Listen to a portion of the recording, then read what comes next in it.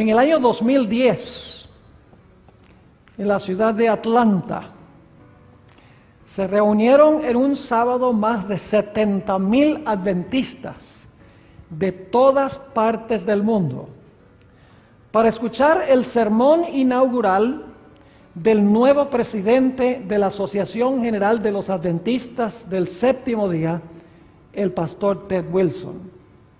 Yo tuve el privilegio de estar presente allí y a medida que escuchaba su sermón, me salían lágrimas de los ojos al ver cómo llamaba a la iglesia a un reavivamiento y una reforma.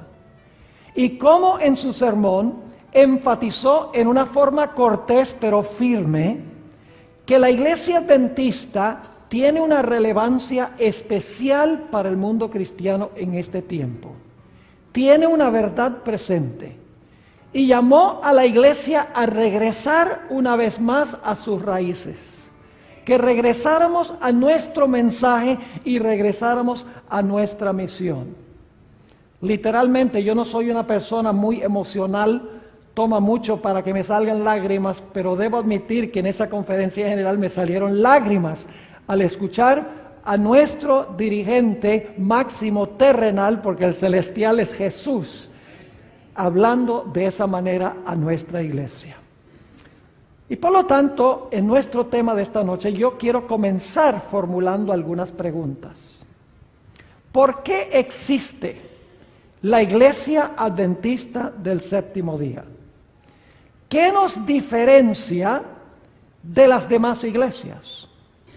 ¿Debemos acaso nosotros predicar el mismo mensaje que predican las otras iglesias protestantes?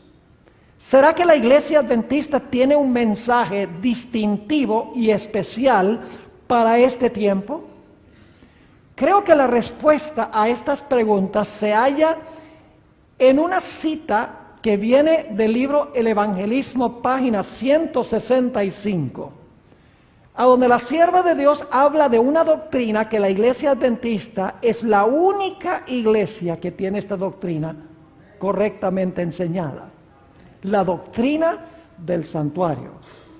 Dice la sierva del Señor, la comprensión correcta de la ministración en el santuario celestial es el fundamento de nuestra fe.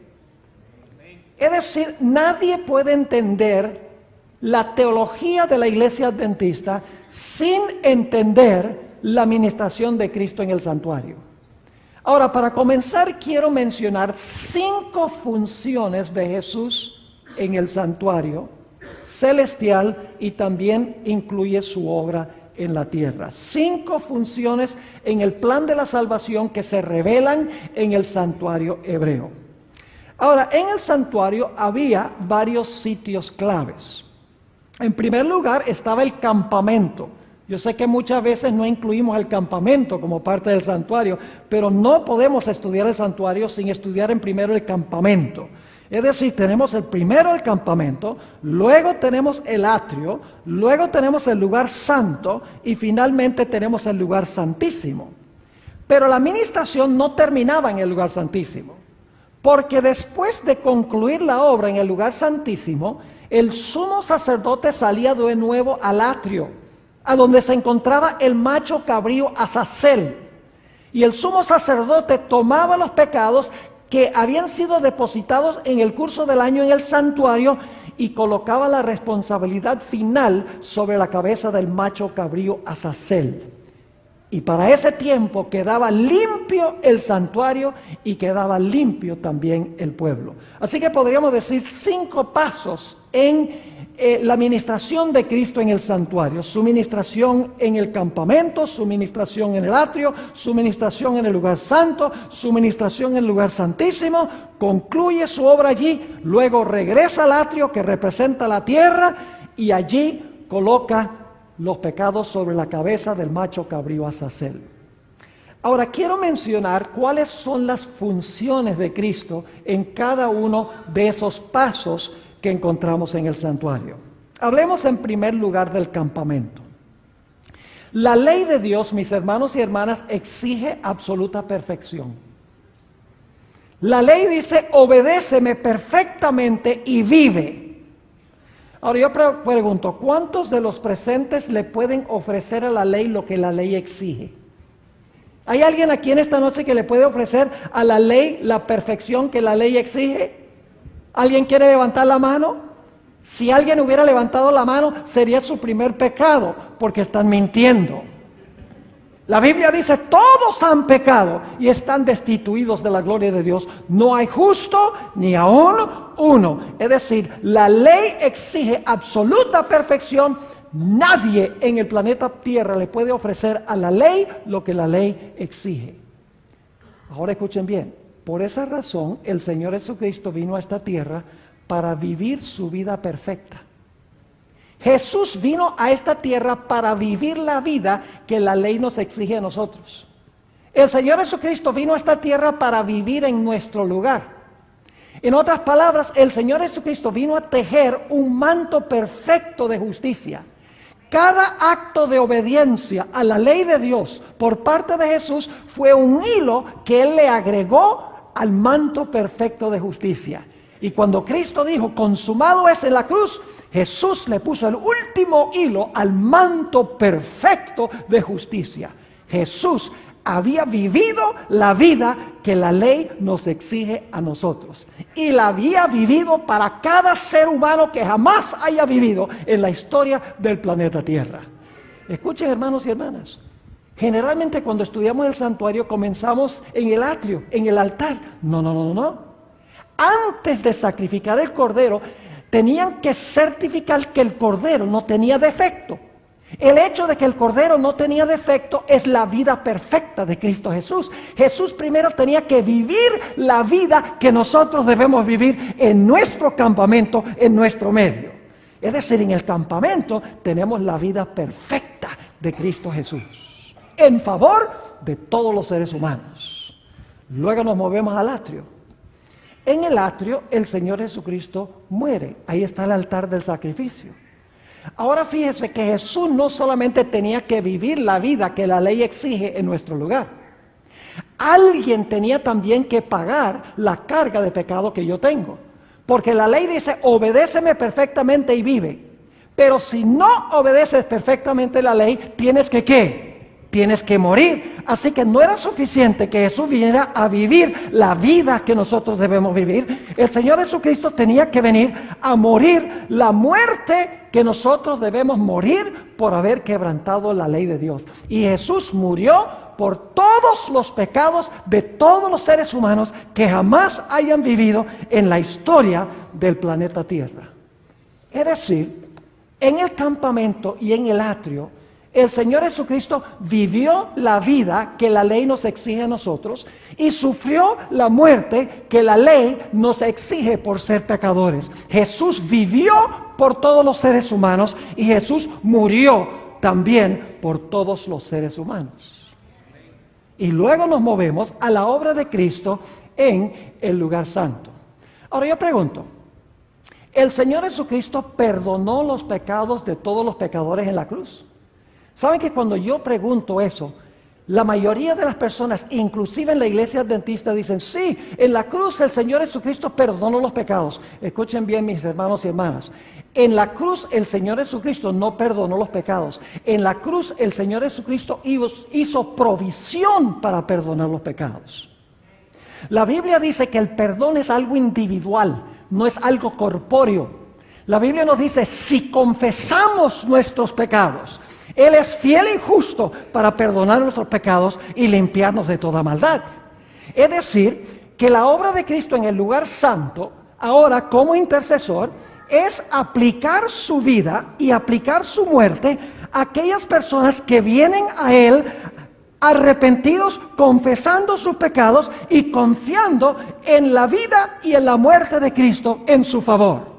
Y cuando yo me arrepiento, y el arrepentimiento viene de Dios, dicho sea de paso, la Biblia dice que la bondad de Dios nos lleva al arrepentimiento. Y cuando yo confieso mi pecado y le digo al Señor Jesús, quien es mi intercesor: Señor, yo soy un miserable pecador, yo no merezco tu gracia, yo merezco la destrucción, yo merezco la muerte, pero Señor Jesús, yo creo que tú viviste la vida que la ley me exige a mí, yo creo que tú moriste la muerte que la ley me exige a mí. Señor Jesús, yo confío en ti. En ese momento Jesús, en el lugar santo, intercede por mí y me pone a mi cuenta su vida y su muerte. Y Dios me mira como si nunca hubiera pecado. Soy acepto en el amado. Esa es la obra que ha estado haciendo Jesús. Jesús en el lugar santo está recibiendo clientes individuales para aplicar los beneficios de su vida y su muerte a personas que vienen a Él arrepentidas, personas que vienen confesando sus pecados y confiando en los méritos de Cristo Jesús.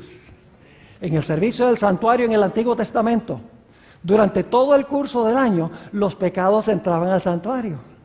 El pecado se colocaba sobre la cabeza del animal, luego el sacerdote tomaba la sangre, introducía la sangre en el santuario. De esa manera, los pecados eran transferidos del pecador a la víctima y a través de la víctima al santuario por la intercesión del sacerdote. Es decir, durante el curso del año, el santuario se llenaba, se contaminaba, porque entraba al santuario por la sangre el pecado. Y por lo tanto el santuario quedaba contaminado.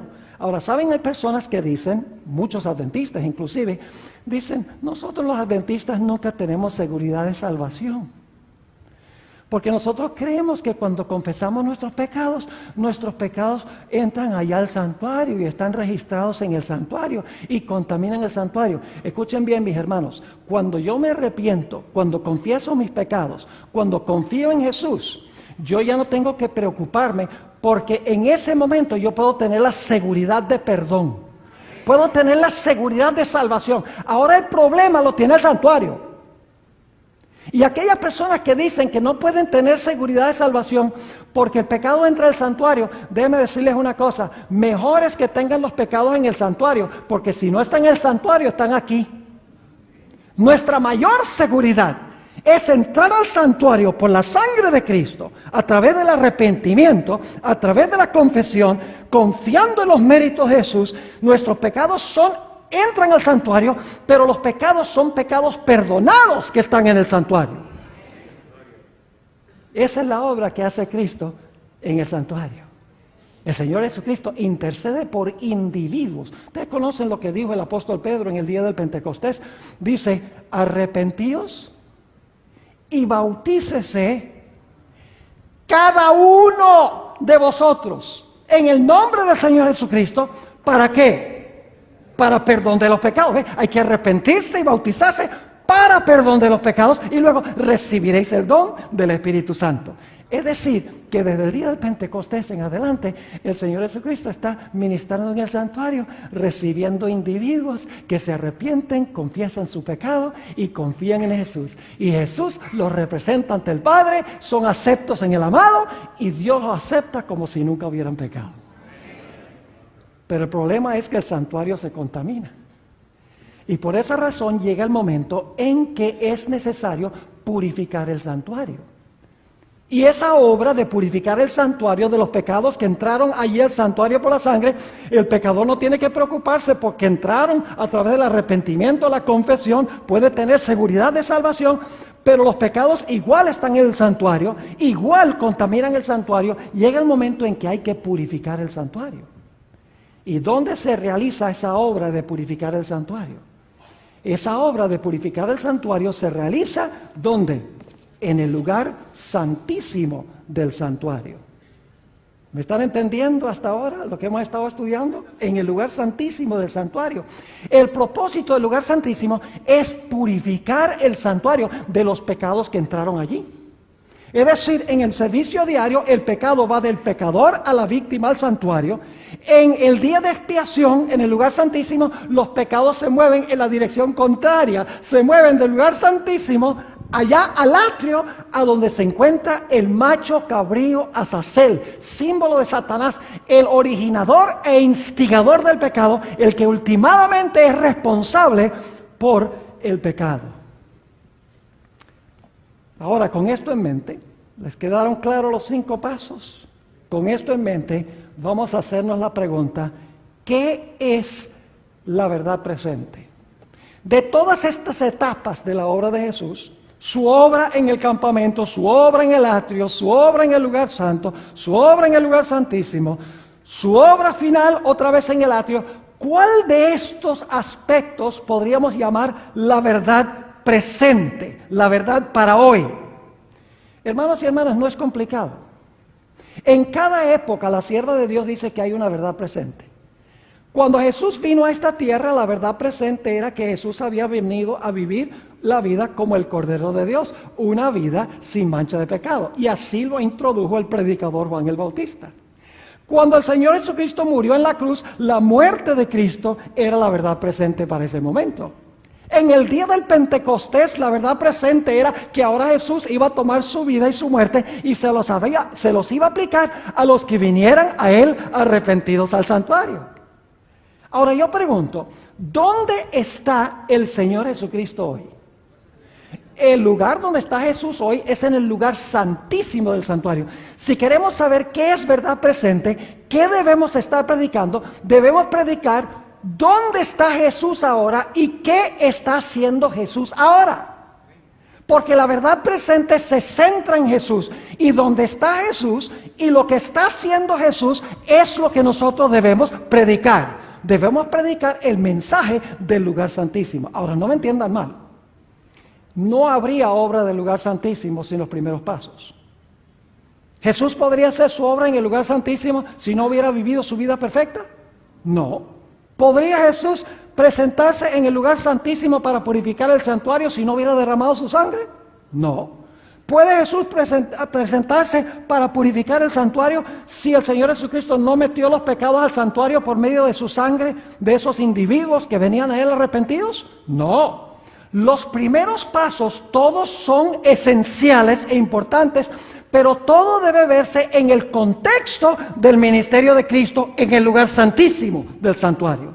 Su vida perfecta debe verse a la luz del lugar santísimo. Su muerte debe verse a la luz del lugar santísimo. Su intercesión debe verse a la luz del lugar santísimo. Porque la verdad presente es a dónde está Jesús y qué está haciendo Jesús ahora mismo en este tiempo. Los orígenes de la llamada verdad presente se remontan a la experiencia del gran conflicto que comienza en el huerto del Edén. Bohr, en Gemas de la verdad presente, inicia mostrándonos que el mandato del árbol prohibido no fue una instrucción absurda o arbitraria, sino un claro y conciso reflejo de lo que significa vivir en armonía con la ley divina. Tú tienes que vivir una vida en perfecta armonía con mi ley para continuar viviendo. El día que tú desobedezcas mi ley, obedece y vivirás, desobedece y morir. Esta directriz no solo subraya la trascendencia del lamento humano al pecar, sino que establece el fundamento de la necesidad de un Salvador, algo que subraya al conectar este mensaje inicial con la encarnación en Juan 1. Todas las cosas por él fueron hechas, el creador de Adán y Eva fue Cristo Jesús.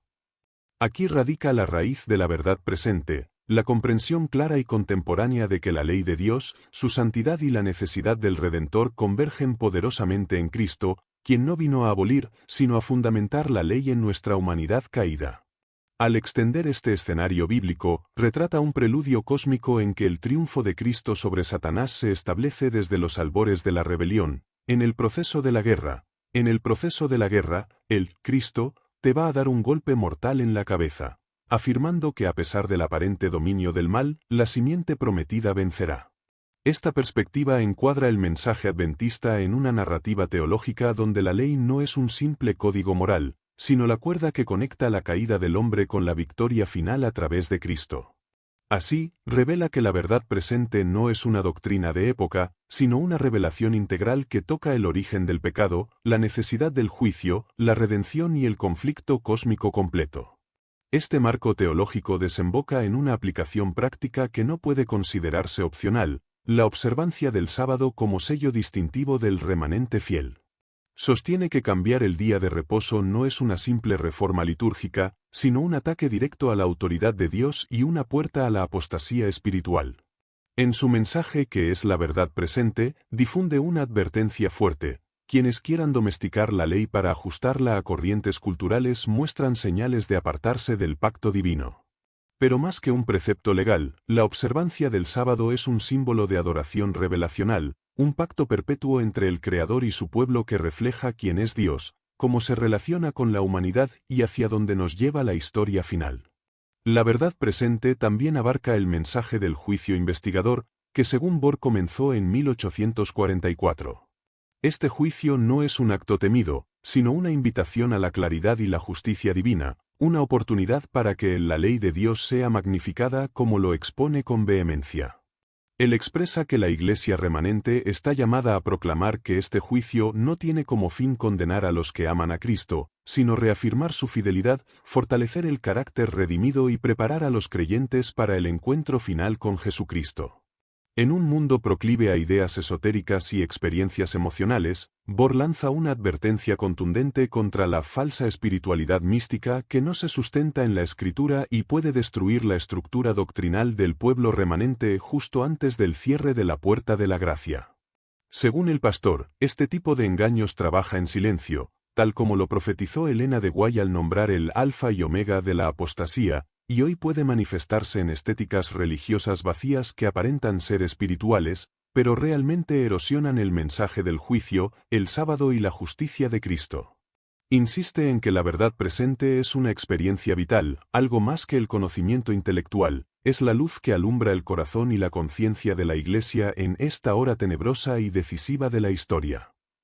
Hacia el final del capítulo introductorio de su libro, él lanza un clamor: sea alumbrado con la luz maravillosa que Dios envía a cada uno de sus hijos. Así, lo que hace diferente este mensaje actual es su conexión intrínseca con cada creyente, llamando a una comunión transformada mediante la justicia imputada de Cristo y la obediencia voluntaria a la ley de Dios. Se trata de un llamado a vivir no según el ritmo del mundo, sino conforme a la voluntad de Dios que trasciende a la cultura y al tiempo. Esta invitación converge en una misión global: proclamar el mensaje de los tres ángeles, Apocalipsis 14, 6 al 12, hasta los confines de la tierra, con un mensaje que promueve el juicio, el llamado a temer a Dios, a glorificarlo y a adorar al Creador porque la hora del juicio ha llegado. Bohr recomienda que esta misión no sea emprendida a medias, sino completa, clara y valiente, aun bajo amenazas y persecuciones. El propósito principal es impedir que el propio pueblo de Dios se aparte de la fe. Satanás va a procurar engañar, desanimar, perseguir y matar.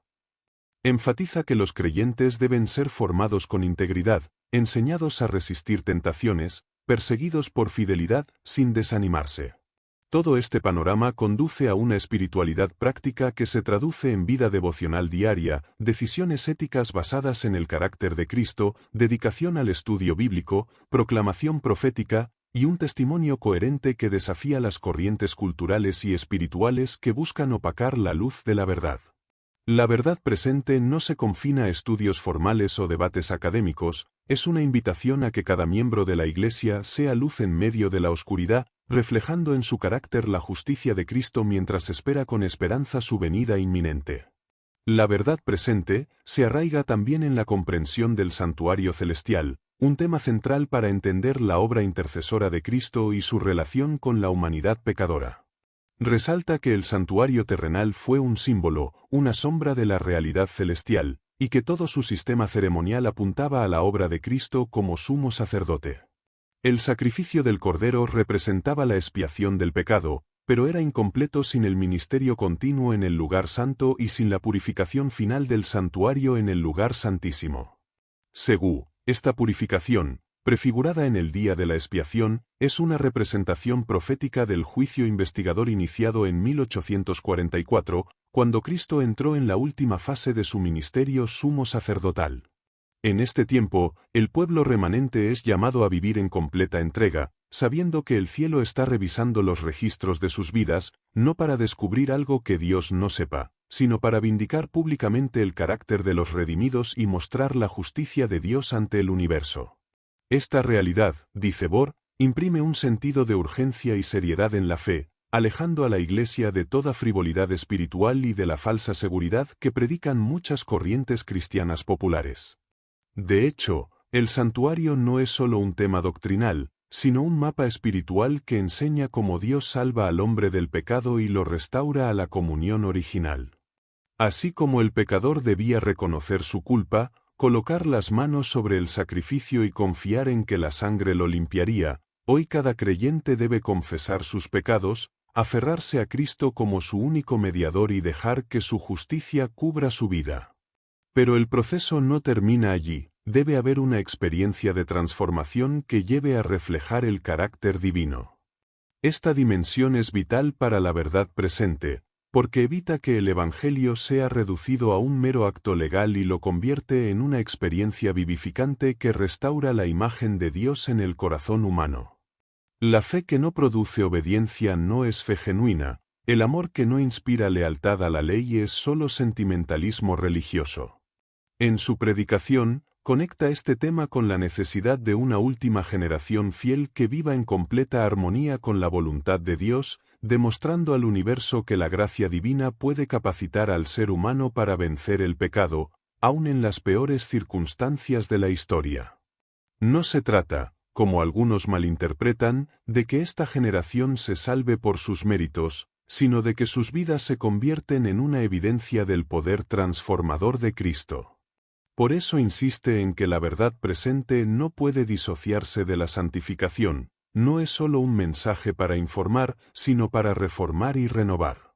En los últimos días, cuando la crisis del decreto dominical se intensifique, la lealtad a Dios será puesta a prueba de manera definitiva, y solo aquellos que han experimentado la justicia de Cristo como una realidad viva permanecerán firmes.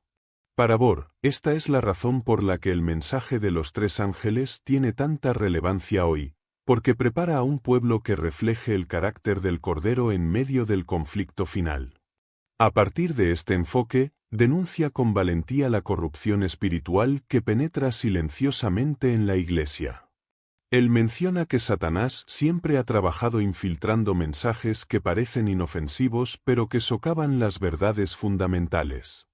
Así fue en tiempos de Israel, cuando el pueblo adoptó costumbres paganas disfrazadas de devoción, y así será en los últimos días, cuando ideas humanistas y místicas, disfrazadas de nueva espiritualidad, buscarán diluir las doctrinas distintivas del remanente. Una de esas estrategias es relativizar la ley de Dios, presentándola como anticuada o innecesaria bajo la gracia. Otra es exaltar experiencias emocionales por encima del estudio bíblico profundo, generando un cristianismo superficial, dominado por la cultura del entretenimiento y carente de discernimiento profético. Bohr ve en estas tendencias la antesala de la apostasía omega profetizada por Helena de Guay, un movimiento interno que procurará derribar los pilares de la fe adventista, especialmente la verdad del santuario y del juicio celestial. Por eso insiste en que el pueblo de Dios debe aferrarse a la palabra y al testimonio inspirado, rechazando toda enseñanza que no esté sustentada en así dice Jehová. En su visión pastoral, la verdad presente también es un mensaje de esperanza y consuelo. Recalca que, aunque el tiempo del fin está marcado por pruebas, engaños y persecuciones, Dios no deja a su iglesia sola. El mismo Cristo que purifica el santuario está intercediendo por cada creyente, enviando su Espíritu Santo para fortalecer a su pueblo y sellarlo para el día de la redención. La obra del sellamiento es el proceso por el cual el Espíritu imprime el carácter de Cristo en los suyos, capacitándolos para permanecer fieles cuando ya no haya mediador en el cielo. Esta esperanza no es para infundir miedo, sino confianza, pues muestra que la salvación es obra de Dios desde el principio hasta el fin. Lo único que se pide al creyente es una entrega total y continua, una fe que se aferre a la justicia de Cristo como su única seguridad. Relaciona esta preparación espiritual con la misión global de la Iglesia. Para él, aceptar la verdad presente implica también proclamarla con valentía. No se trata de guardar el conocimiento para uno mismo, sino de llevar el mensaje de los tres ángeles a todo pueblo, tribu, lengua y nación. La Iglesia remanente tiene la responsabilidad de advertir al mundo acerca de la inminente caída de Babilonia, de desenmascarar el sistema de engaños que unirá a las potencias religiosas y políticas en la rebelión final contra Dios. Esto incluye señalar con claridad el papel del falso día de adoración, el domingo, como la marca de la bestia que será impuesta por la fuerza. Aunque este mensaje sea impopular y provoque oposición, Bohr afirma que es un acto de amor proclamarlo, pues solo quienes escuchen y respondan podrán escapar del juicio que vendrá sobre el mundo. La proclamación de la verdad presente, entonces, es tanto una misión profética como una obra de misericordia. En sus sermones sobre Daniel y Apocalipsis, Bohr expone además cómo las profecías históricas confirman la identidad de la Iglesia remanente y su mensaje. Al estudiar las bestias de Daniel 7 y Apocalipsis 13, demuestra la continuidad de los poderes que han perseguido al pueblo de Dios a lo largo de la historia y cómo ese patrón se repetirá en el futuro cercano. Según Bohr, entender correctamente estas profecías protege a los creyentes de ser engañados por interpretaciones populares que minimizan el conflicto final y presentan una falsa paz mundial. Para él, la profecía no es un simple ejercicio intelectual, sino una herramienta para fortalecer la fe y preparar al pueblo para lo que viene.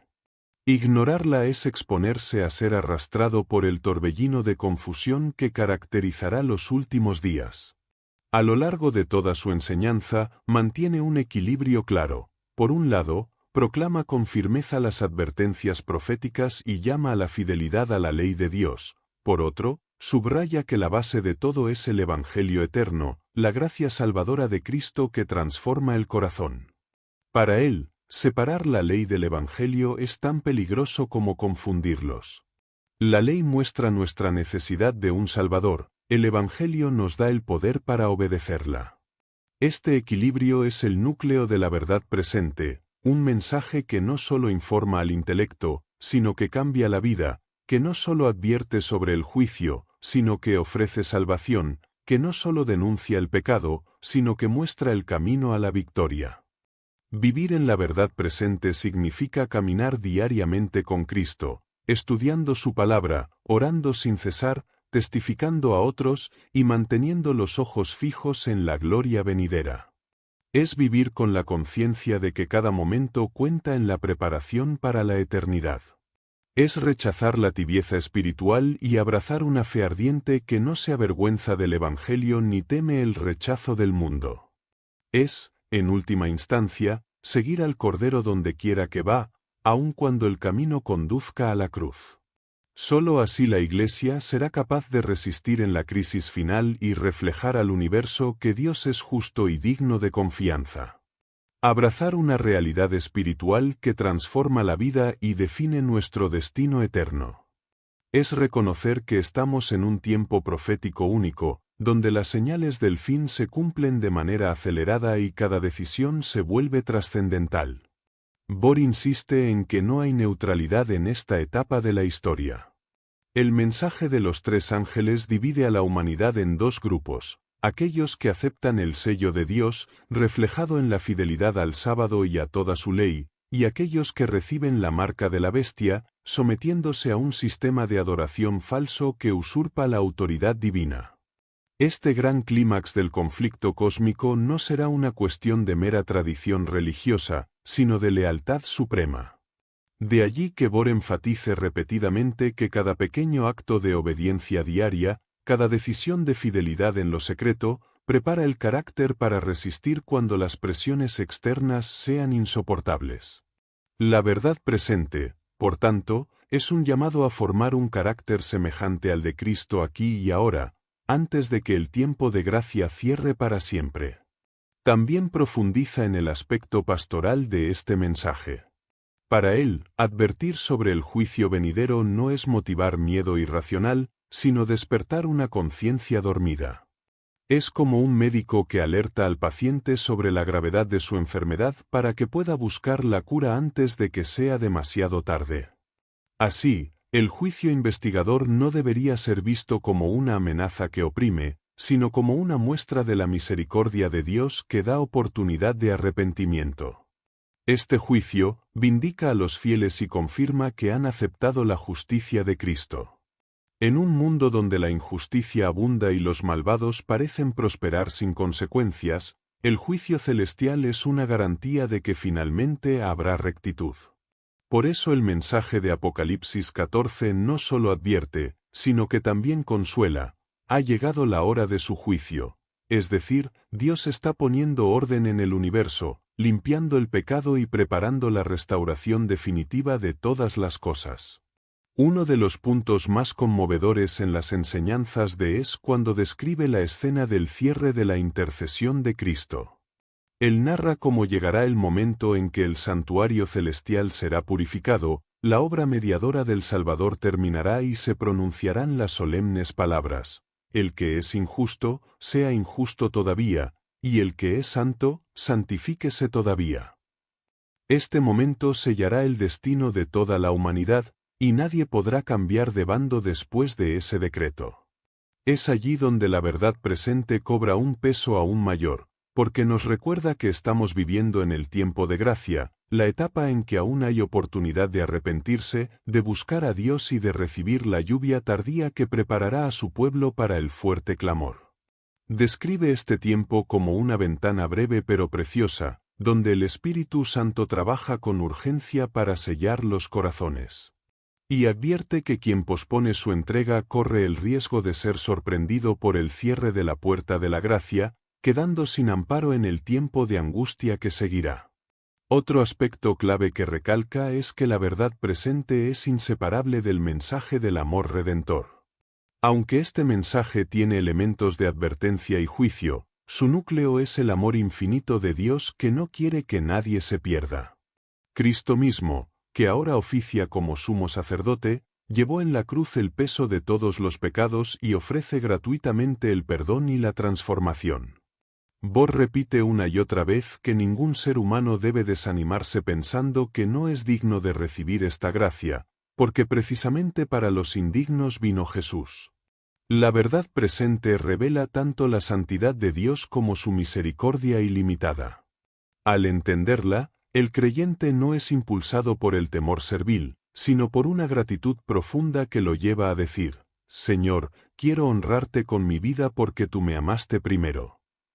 Esta experiencia de amor es la que sostiene en las pruebas, pues solo un corazón verdaderamente enamorado de Cristo será capaz de serle fiel cuando todo esté en contra.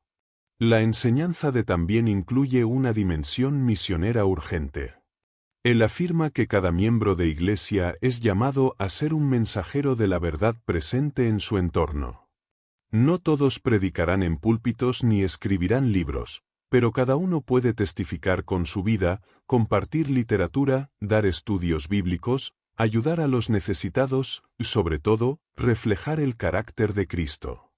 Bohr anima a los creyentes a no esperar a que la Iglesia institucional organice grandes campañas para evangelizar, sino a ser misioneros personales allí donde Dios los ha colocado. Él cita a menudo las palabras de Jesús: la mies es mucha, pero los obreros son pocos, para recordar que el tiempo se acorta y que cada minuto cuenta para salvar almas. Proclamar la verdad presente no es una opción para unos pocos entusiastas, sino una responsabilidad sagrada para todo aquel que ha sido redimido.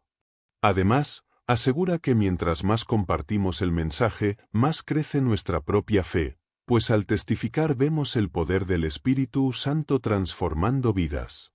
A nivel profético, dedica amplios estudios a demostrar que la historia confirma la veracidad del mensaje adventista. Analiza el cumplimiento de las profecías de Daniel y Apocalipsis con un detalle minucioso, mostrando cómo los reinos que surgieron y cayeron se alinean exactamente con lo que la Biblia anunció siglos antes. Para él, este cumplimiento no solo fortalece la confianza en la palabra de Dios, sino que también señala que las profecías que faltan se cumplirán con la misma exactitud. Así, los eventos finales, como la formación de la imagen de la bestia, la imposición de la marca y el tiempo de angustia, no son meras especulaciones, sino realidades inminentes que deben motivar a la Iglesia a velar y orar. Señala que el ecumenismo moderno y las alianzas entre poder religioso y político son claros indicios de que las profecías están avanzando rápidamente hacia su cumplimiento. Quien comprende la verdad presente no se deja engañar por los discursos de paz y seguridad que hoy predominan, sino que discierne las verdaderas intenciones detrás de los movimientos globales. En sus llamados finales, Bohr siempre vuelve a enfatizar que la esperanza del creyente no está en sus propias fuerzas, sino en Cristo. Aunque la crisis final será la más severa de la historia, Dios promete sostener a su pueblo. Él cita con frecuencia las promesas de Isaías 41:10, Mateo 28:20 y Salmo 91, recordando que quien habita al abrigo del Altísimo estará seguro bajo sus alas. La verdad presente no es, por tanto, un mensaje para desesperar, sino para fortalecer la fe y anclarla en el único que es capaz de llevarnos hasta el final.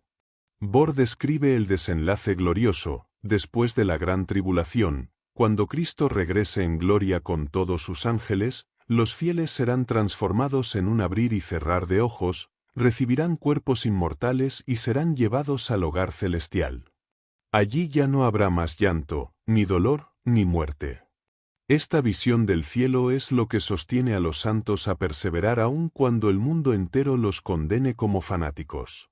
En su conclusión pastoral, invita a cada creyente a tomar una decisión seria. Dice que no basta con admirar el mensaje, estudiarlo o debatirlo, hay que vivirlo. Cada día debe ser una entrega renovada, un morir al yo para que Cristo viva en nosotros. Hay que buscar la comunión personal con Dios, estudiar las Escrituras con oración, apartarse del pecado y cultivar hábitos que fortalezcan la fe. También hay que unirse a la Iglesia en la misión, trabajar en unidad y mantener el espíritu de servicio.